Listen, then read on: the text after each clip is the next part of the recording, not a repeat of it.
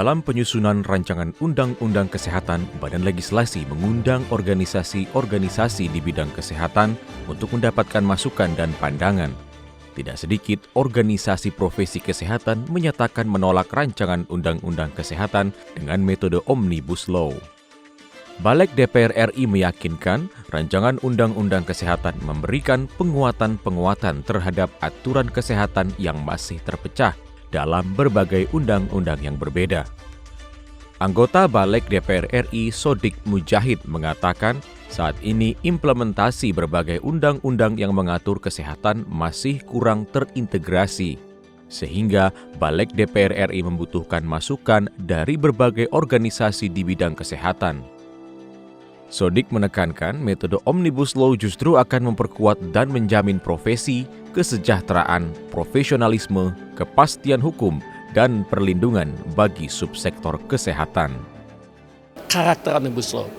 Itulah maka kami sekarang dalam Omnibus Law Kesehatan mengundang sebanyak-banyaknya pihak organisasi yang terlibat dengan kesehatan.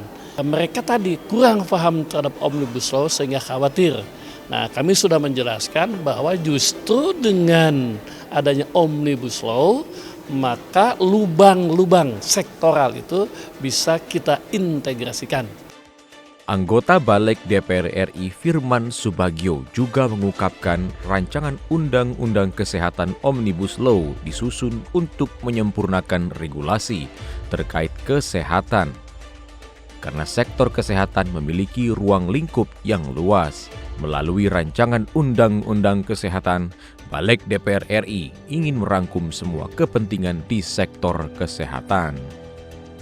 Negara juga hadir dalam bentuk berikanlah dasar hukum atau regulasi, narasinya atau substansinya kita atur. Bagaimana mengaturnya, tentang tanggap darurat itu seperti apa, batasannya seperti apa, ini yang kita atur. Sehingga betul-betul masyarakat itu yang membutuhkan pelayanan kesehatan ini akan terpenuhi sebagaimana yang diamanatkan dalam undang-undang.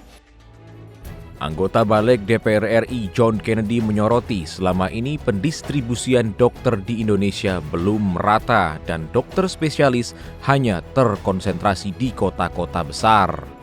Di sisi lain, jumlah masyarakat Indonesia yang berobat ke luar negeri juga masih banyak. Rancangan Undang-Undang Kesehatan diupayakan mampu meningkatkan kualitas tenaga kesehatan di Indonesia dan membuat masyarakat Indonesia percaya dan nyaman dengan vaskes di dalam negeri. Kita sangat berharap gitu kan ya, orang Indonesia ini percaya sama dokter Indonesia. Bahkan ada suatu negara ya devisanya itu dari orang yang berobat. Kita berharap juga kurang apa Indonesia, pinter-pinter semua. Rumah sakitnya bagus-bagus semua gitu loh. Tetapi masih berobat di daerah di luar negeri sana. Terkait pembahasan rancangan Undang-Undang Kesehatan, Pengurus Besar Ikatan Dokter Indonesia melakukan audiensi dengan Wakil Ketua DPR RI Muhaimin Iskandar. Ketua PBID Adib Humaydi menyampaikan belum ada urgensi melakukan pembahasan rancangan Undang-Undang Kesehatan dengan metode Omnibus Law. IDI berharap DPR RI tidak terburu-buru memutuskan rancangan Undang-Undang Kesehatan. Muhaimin Iskandar mengatakan masukan dari PBID menjadi pertimbangan DPR RI khususnya Balik, sehingga berhati-hati dalam menyusun naskah rancangan Undang-Undang Kesehatan hingga nantinya siap disahkan menjadi undang-undang. Karena beberapa undang-undang tentang profesi kedokteran, undang-undang tentang kebidanan dan lain-lain sudah cukup. Masukan ini sangat penting supaya kita tidak gegabah di dalam memutuskan undang-undang Omnibus Law. Balik DPR RI bersama pemerintah ingin rancangan Undang-Undang Kesehatan menjadi arsitektur kesehatan nasional.